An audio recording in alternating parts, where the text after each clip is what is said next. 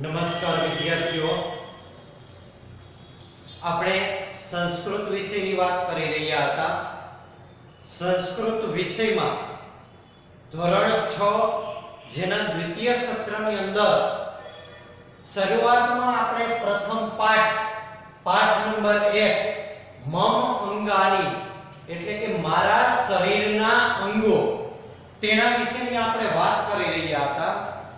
આ પાઠની અંદર આપણે જોયું, પાઠ્યપુસ્તકમાંથી આપણે સમજ્યા પણ ખરા કે આ પાઠની અંદર શરીરના જુદા જુદા અંગો કે જેને સંસ્કૃત ભાષામાં કઈ રીતે ઓળખવા, સંસ્કૃત ભાષામાં આપણા શરીરના અંગોને કેવી રીતે બોલવામાં આવે છે જેના વિશેની વાત આપણે પહેલા કરી ચૂક્યા છીએ. અત્યારે સૌથી પહેલા આપણે એક વખત આપણા શરીરના અંગો કે જેને સંસ્કૃતમાં આપણે કેમ બોલીએ છીએ તેનું આપણે થોડું રિવિઝન કરીશું અને ત્યારબાદ તેનું સ્વાધ્યાય જે તમારા પાઠ્યપુસ્તકની અંદર આપેલું છે એ સ્વાધ્યાય વિશે પણ આપણે વિગતે અભ્યાસ કરીશું. તો હવે આપણે પ્રથમ તો શરીરના અંગોને સંસ્કૃત ભાષામાં કયા નામથી ઓળખવામાં આવે છે ફરી એક વખત રિવિઝન કરી લઈએ. મેં તમને કીધેલું શરીરના અંગો જેમાં આપણે સૌથી ઉપરથી ક્રમશઃ યાદ રાખશું કે જેથી કરી તમને ઝડપથી યાદ રહી જાય. આપણા શરીરમાં સૌથી ઉપર જે વાળ આવેલા છે જેને આપણે સંસ્કૃત ભાષામાં કહીએ છીએ કેસાહ. સંસ્કૃત ભાષામાં વાળને કહેવાય કેસાહ. ત્યારબાદ એથી નીચે આવીએ એટલે કપાળ આવે છે જેમને કહેવામાં આવે છે લલાટમ. લલાટમ એટલે કપાળ, લલાટમ એટલે કપાળ. ત્યારબાદ છે આંખો. આંખને કહેવામાં આવે છે નેત્રમ. નેત્રમ એટલે થાય આંખ. ત્યારબાદ આવે છે કાન જેને કહેવામાં આવે છે કર્ણઃ. કર્ણઃ એટલે કાન. ત્યારબાદ વાત કરીએ નાકની. નાકને કહેવામાં આવે છે નાસિકા. નાકને કહેવામાં આવે છે નાસિકા. એથી નીચે એટલે કે આખો ચહેરાની જો વાત કરવામાં આવે તો તેને કહેવામાં આવે છે મુખમ, જેની અંદર વાળથી લઈ આખો ચહેરો આવી જાય છે જેને કહેવામાં આવે છે મુખમ. આખો ચહેરો મુખમ. વાત કરીએ ફક્ત હોઠની તો કહેવામાં આવે છે ઓષ્ઠઃ. ઓષ્ઠઃ એટલે હોઠ. ઓષ્ઠઃ એટલે હોઠ. ત્યારબાદ અંદરના દાંતની જો વાત કરવામાં આવે તો તેને કહેવામાં આવે છે દંતાહ. દંતાહ એટલે દાંત. ત્યારબાદ જીભની જો વાત કરવામાં આવે તો તેને કહેવાય છે જીહવા. જીહવા. જીહવા એટલે જીભ. આ થયા મુખમ એટલે કે ચહેરાના બધા અંગો. ત્યારબાદ હવે નીચે ધડના અંગોની વાત કરીએ તો સૌથી પહેલા આવે છે ગ્રીવા, ગળું જેને ગરદન આપણે કહીએ છીએ તેને કહેવાય ગ્રીવા. ગ્રીવા એટલે ગળું, ગરદન, ડોક જેને સંસ્કૃતમાં કહેવાય ગ્રીવા. ગ્રીવા એટલે ડોક અથવા ગરદન. ત્યારથી નીચે આવીએ એટલે છાતીનો જે ભાગ આવે છે તેને કહેવાય છે વક્ષઃ. વક્ષઃ એટલે છાતી. વક્ષઃ એટલે છાતી. એથી નીચે પેટનો જે ભાગ આવે છે તેને કહેવાય છે ઉદરમ. ઉદરમ એટલે પેટ. હવે હાથની જો વાત કરવામાં આવે તો તેને કહેવાય હસ્તઃ. હસ્તઃ એટલે હાથ. અને હાથની હથેળીની જો વાત કરવામાં આવે તો તેને કહેવાય કરતલમ. કરતલમ એટલે હાથની હથેળી. હવે વાત કરીએ કેળથી નીચેના ભાગો, જેમાં પગની વાત કરવામાં આવે તો તેને કહેવાય છે પાદહ. પાદહ એટલે પગ. પાદહ એટલે પગ. અને પગના તળિયાની જો વાત કરવામાં આવે તો તેને કહેવાય છે ચરણઃ. ચરણઃ એટલે પગનું તળિયું, પગનો પંજો. ચરણઃ એટલે પગનું તળિયું અથવા પગનો પંજો.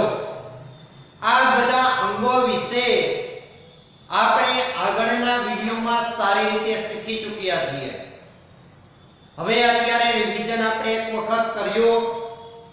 હવે આપણે બધા સંસ્કૃત વિષયનું પાઠ્યપુસ્તક કાઢીશું.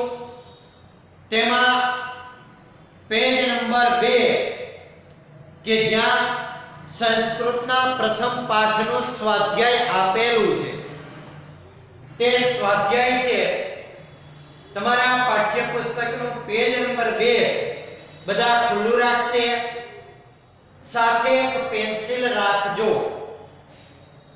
અત્યારે વિડિયોમાં હું બધું સમજાવું છું કે ક્યાં તમારે કેમ લખવાનું રહેશે, જેનો ફોટો હું અંતમાં મૂકી દઉં છું, જે તમારે હોમવર્કમાં એક વખત જે આ પાઠ્યપુસ્તક છે તેમાં પેન્સિલથી, માત્ર પેન્સિલથી જ ક્લીન રાઇટિંગમાં સારા અક્ષરે જે અત્યારે હું સ્વાધ્યાય તમને સોલ્વ કરાવું છું, જેના જવાબ તમને કહી સંભળાવું છું, તમારે તમારા પાઠ્યપુસ્તકની અંદર આ બધી જ વસ્તુ તમારે લખવાની થશે.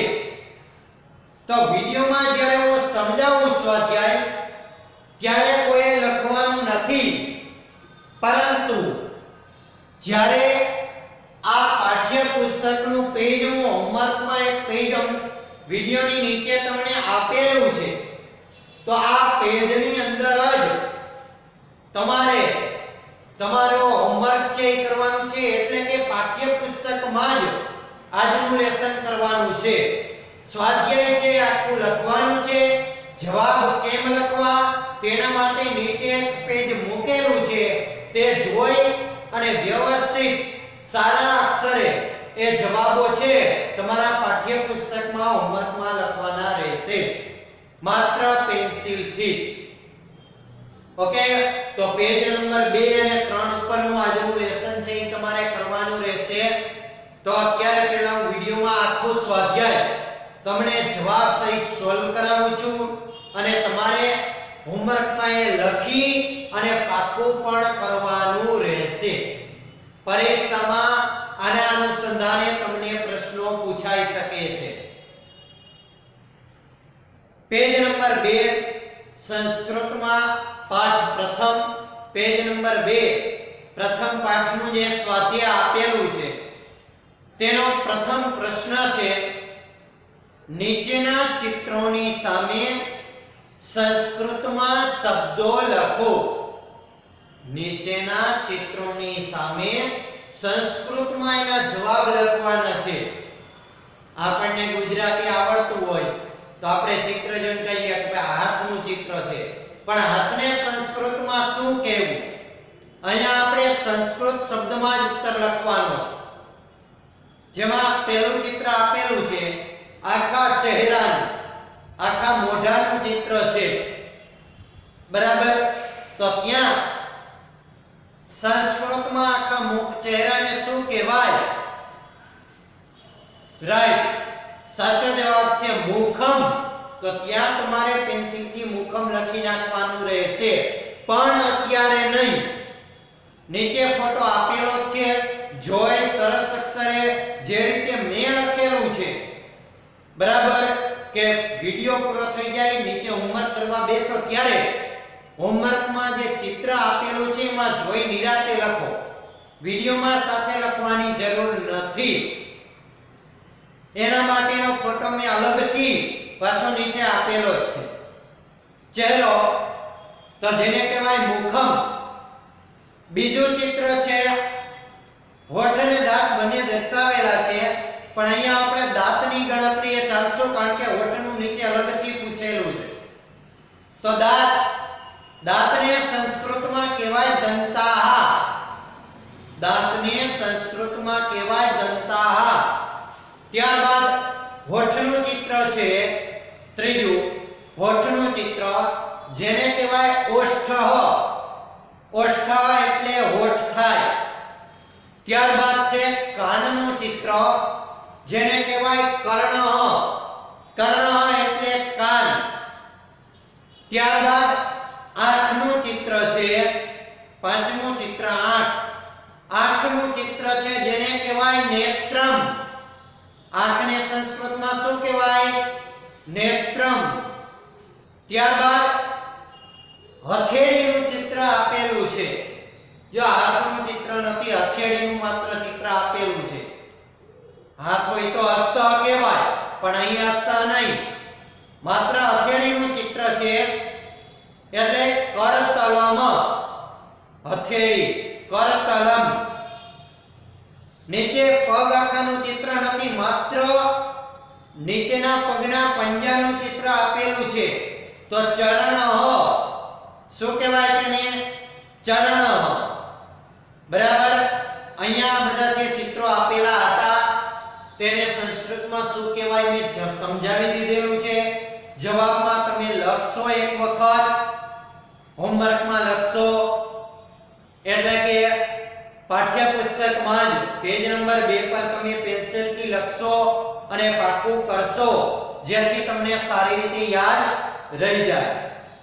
સામેના પેજ ઉપર પેજ નંબર 3 પર બીજો એક પ્રશ્ન છે આપેલો છે. અહીં વિવિધ અંગોના નામ આપ્યા છે. તેને નીચે આપેલા 3 વિભાગોમાં વર્ગીકરણ કરો. અલગ અલગ ભાગમાં વિભાજિત કરો અને શુદ્ધ ઉચ્ચારણ સાથે બોલો. પેલા અંગોના નામ ક્યાં ક્યાં આપેલા છે એક વખત આપણે વાંચી લઈએ. દંતાહ, ઓષ્ઠઃ, કરઃ, નેત્રમ, વક્ષઃ, મુખમ, ઉદરમ, નાસિકા, ચરણઃ અને જીહ્વા. હવે 3 કયા વિભાગમાં તેને વર્ગીકૃત કરવાના છે તે વિભાગ આપેલા છે. તેમાં જ આપણે તેમને વર્ગીકૃત કરીશું. પહેલું છે મસ્તકના અંગો. તો મસ્તકના અંગોમાં શું આવે? ધડના અંગોમાં શું આવે? અને હાથ પગના અંગોમાં શું આવે? ક્રમશઃ આપણે જોતા જઈએ. પહેલું છે દંતાહ. તો દંતાહ કેમાં આવશે? ધડના અંગોમાં, હાથ પગના અંગોમાં કે મસ્તકના અંગોમાં? રાઈટ, મસ્તક માથાના જ અંગો કહેવાય છે તેને. તેથી દંતાહ પહેલા બોક્સની અંદર મસ્તકના અંગોમાં લખવાનું રહેશે. પછી છે ઓષ્ઠઃ, હોઠ. રાઈટ, એ પણ મસ્તકના અંગોમાં. ત્યારબાદ છે કરઃ. કરઃ એટલે શું થાય? ગુડ, હાથ. હાથ છે ઈ વેરી ગુડ, હાથ પગના અંગોમાં આવશે. ત્યારબાદ છે નેત્રમ. નેત્રમ એટલે આંખ. શેમાં સમાવેશ થશે? ગુડ, મસ્તકના અંગોમાં. ત્યારબાદ છે વક્ષઃ. યાદ કરો જો વક્ષઃ એટલે શું થાય? વક્ષઃ એટલે છાતી. જે ધડના અંગમાં જેનો સમાવેશ થશે. વક્ષઃ છે ધડના અંગમાં લખવું જોશે. ત્યારબાદ છે મુખમ, આખું મુખ. ગુડ, મસ્તકના અંગોમાં. ત્યારબાદ ઉદરમ. ઉદરમ એટલે પેટ. ધડના અંગોમાં સમાવેશ થશે. પછી છે નાસિકા. રાઈટ, નાસિકા એટલે નાક. મસ્તકના અંગોમાં સમાવેશ થશે. પછી છે ચરણઃ. વેરી ગુડ, હાથ પગના અંગોમાં સમાવેશ થશે. અને છેલ્લું છે જીહ્વા. ગુડ, મસ્તકના અંગોમાં જેનો સમાવેશ થશે. અહીંયા પ્રશ્ન 2 આ પાઠનો પૂરો થાય છે. બરાબર. સ્વાધ્યાય આખું આપણે જોઈ લીધેલું છે. ફરી એક વખત જેનું રિવિઝન કરજો. પુસ્તકમાં કઈ રીતે લખવાનું તેનો ફોટો મેં હોમવર્કમાં આપેલો છે. જવાબ સહિત મેં લખેલું છે. તમારે માત્ર પેન્સિલથી સારા અક્ષરે લખી અને એ પાકું કરી નાખવાનું રહેશે.